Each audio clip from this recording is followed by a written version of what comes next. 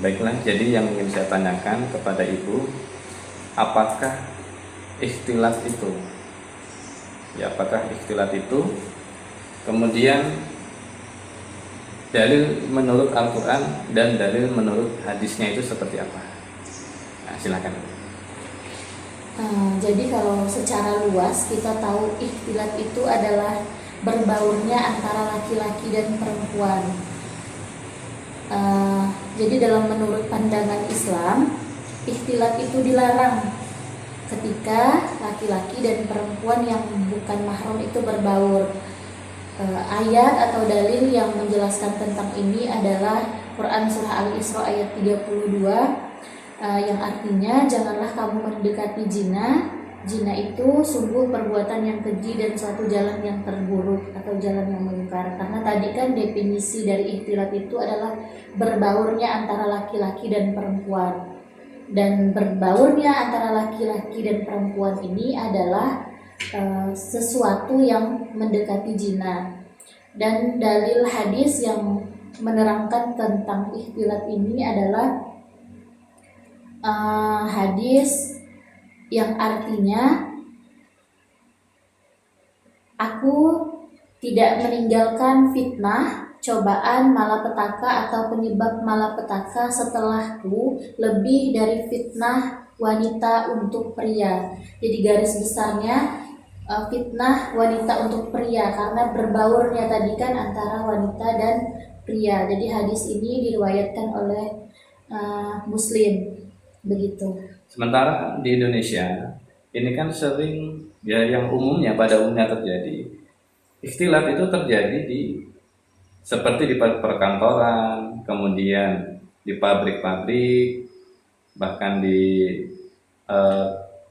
universitas atau di kampus-kampus. Nah, seperti itu. Apakah ada dalil yang memperbolehkan pembauran semacam itu? Nah, mohon penjelasannya kepada Ibu. Memang kebanyakan ulama itu melarang ikhtilat ini karena khawatir menjadi maksiat, berujung kepada zina. Namun ada ulama-ulama yang memperbolehkan tetapi dengan batasan-batasan tertentu.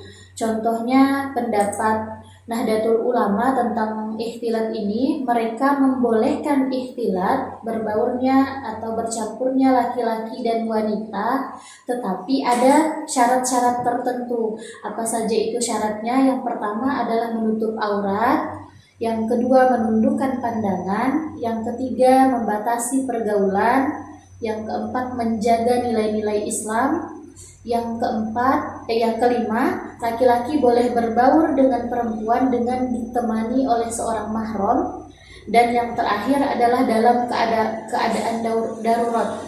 Kalau seperti di kantor itu kan bekerja untuk kepentingan bersama. Jadi itu dalam keadaan darurat, laki-laki dan perempuan boleh bercampur seperti itu.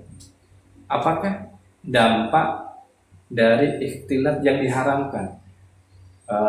Pernah tidak mungkin Ibu menemukan atau mungkin pernah melihat di mana fenomena ikhtilat yang diharamkan memang betul-betul nyata terjadi?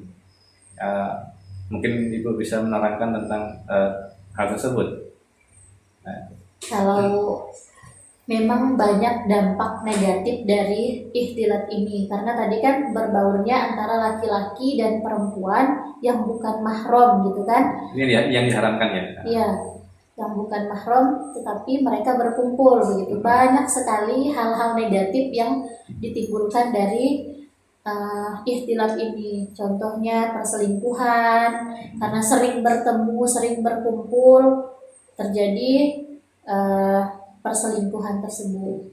Itu salah satu contohnya. Sementara tadi kan ada ya ikhtilat yang diperbolehkan. Nah, berarti kan ada kan dampak positifnya. Nah, contohnya apa? Dampak positif pembauran yang diperbolehkan, dampak positif.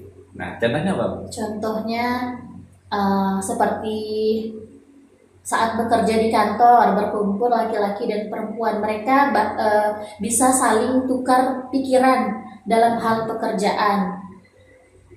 Seperti itu, Pak. Mungkin ada lagi.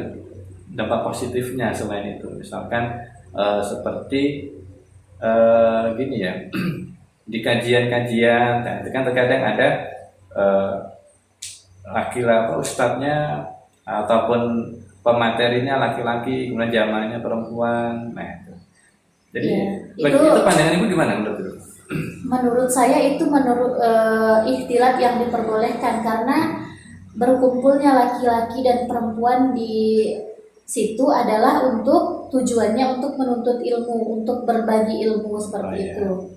Jadi pada intinya memang ikhtilat itu yang diharamkan kan memang berarti yang berdampak negatif ya Bu ya. Iya. Oh ya, berarti pembauran yang diperbolehkan, maka insya Allah di situ akan berdampak juga, bisa berdampak juga ke yang positif Iya, gitu ya. betul. Jadi pada intinya tidak semua pembauran itu diharamkan gitu ya Bu ya. Iya, betul. Baiklah, mungkin itu saja Bu ya. Mungkin itu saja pertanyaan yang saya pertanyakan. Alhamdulillah sudah mendapat jawaban atau referensi yang luar biasa dari Ibu Ustazah Julian Herlina. Terima kasih Bu.